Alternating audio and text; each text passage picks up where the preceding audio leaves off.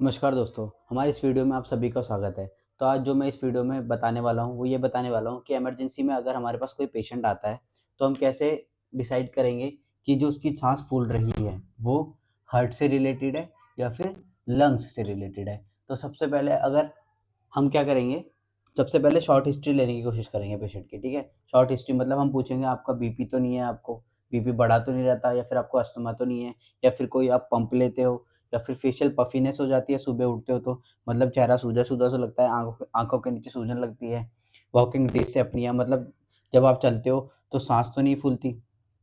तो इससे पता लग जाएगा कि अगर अस्थमा होगा तो लंग्स रिलेटेड है, मतलब किससे रिलेटेड है? लंग्स से रिलेटेड, चेस्ट से रिलेटेड है। फेशियल पफीनेस होगी तो हार्ट से रिलेटेड है। वॉकिंग डिसएपनिया होगा तो हम क्या करेंगे, मतलब वॉकिंग डिसएपनिया हार्ट की वजह से भी हो सकता है और लंग में कोई डिजीज़ होती है उसकी वजह से भी, और बीपी होगा तो ये किससे रिलेटेड है? हार्ट से रिलेटेड है।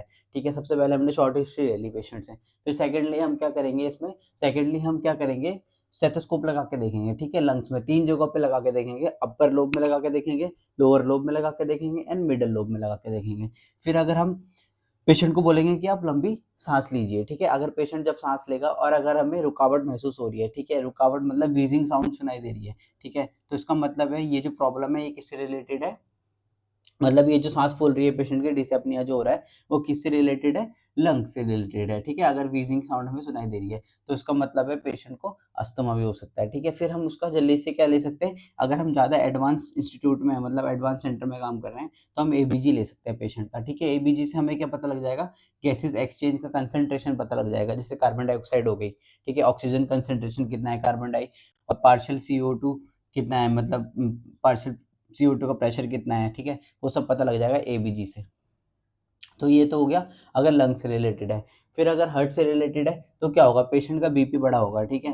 फिर उसके बाद ईसीजी ले लेंगे, अगर हम एडवांस सेटअप में काम कर रहे हैं तो ईसीजी ले सकते हैं। जब तक डॉक्टर नहीं आता तब तक क्या कर सकते हैं, ईसीजी ले सकते हैं। फिर फिर हम चेक करेंगे, क्या कहते हैं, एडेमा का चेक करेंगे, ठीक है, पेशेंट का। एडेमा मतलब सपोज़ कीजिए जहाँ पर बोनी एरिया होगा, बोनी एरिया में क्या होगा, अगर हम प्रेस करके रखेंगे इसको, ठीक है, मतलब कितने मतलब 10-15 सेकंड तक हम इसको प्रेस करेंगे, और अगर ये जो मतलब स्किन है वो रिट्रैक्ट नहीं करती है, मतलब थोड़ा देर तक, तो इसका मतलब है उसके जो टिश्यूज़ है उसमें पानी भर गया है, पिटिंग एडेमा बोलते हैं इसको। हुँ। ये किसकी वजह से हो सकता है पिटिंग एडेमा? कार्डियक कंजेशन हो सकता है पेशेंट को, कार्डियक कंजेशन, और उससे क्या हो सकता है, पंपिंग डिफेक्ट, वॉल्यूम ओवरलोड। इसका मतलब क्या है, पंपिंग डिफेक्ट मतलब जो उसका हार्ट है वो अच्छे से पंप नहीं कर पा रहा है, जिसकी वजह से क्या हो गया, ईएफ इजेक्शन फ्रैक्शन क्या हो गया है, बढ़ गया है, वॉल्यूम ओवरलोड हो गई है पेशेंट को, इजेक्शन फ्रैक्शन बढ़ गया है। तो इस केस में क्या करेंगे, वॉल्यूम ओवरलोड की वजह से ही क्या हो रहा है, यहाँ पे पिटिंग एडेमा हो रहा है, मतलब उसके जो मतलब टिश्यूज है उसमें क्या हो गया है, पानी भर गया है, मतलब वॉल्यूम ओवरलोड हो गई है। अब इस पानी को हमें बॉडी से बाहर निकालना है, तो उसको हम क्या देंगे, पेशेंट को डायूरेटिक्स दे सकते हैं, जैसे कि लेसिक्स हो गया, फ्यूरोसेमाइड हो गया, टोरेसेमाइड हो गया, ये सब क्या है, डायूरेटिक्स है। जैसे ही हम पेशेंट को ये लगाएँगे तो पेशेंट को क्या होगा, जो एपनिया हो रहा था, मतलब जो उसकी साँस फूल रही थी, वो तुरंत क्या आ जाएगी, आराम आ जाएगा, ठीक है? क्योंकि वो उससे क्या होगा, ये डायूरेटिक्स लगा के क्या होगा पेशेंट को, अगर हम डायूरेटिक्स दे देंगे पेशेंट को, तो तुरंत उसको क्या हो जाएगी, पेशाब हो जाएगी 700 से 800 ml तक, क्या हो जाएगी, उसको वॉशरूम हो जाएगी, उसके बाद वो जो एडेमा है वो क्या हो जाएगा, उसकी बॉडी में से कम हो जाएगा। तो एडेमा कम होगा, वॉल्यूम ओवरलोड कम हो जाएगी, और वॉल्यूम ओवरलोड कम होगी तो पिटिंग एडेमा कम हो जाएगा। कार्डियक कंजेशन भी क्या हो जाएगा, कम हो जाएगा। और ये हम कैसे, और एक एक तरीका और है इसका, अगर वॉल्यूम ओवरलोड को डिटेक्ट करने का, जो एक्सटर्नल जुगुलर वेन होगी, ठीक है, जो एक्सटर्नल जुगुलर वेन होगी वो क्या हो जाएगी, एंडोर्ज रहेगी, एंडोर्ज मतलब फूली-फूली सी रहेगी, बाहर की तरफ दिखेगी। अगर पिटिक एडिमा में पेशेंट है या फिर इसमें है कार्डियक कंजेशन में अगर पेशेंट है, वॉल्यूम ओवरलोड का जो पेशेंट है। तो ये तो हो गया हार्ट से रिलेटेड, और हम इसको कैसे सही कर सकते हैं, डायूरेटिक्स देके।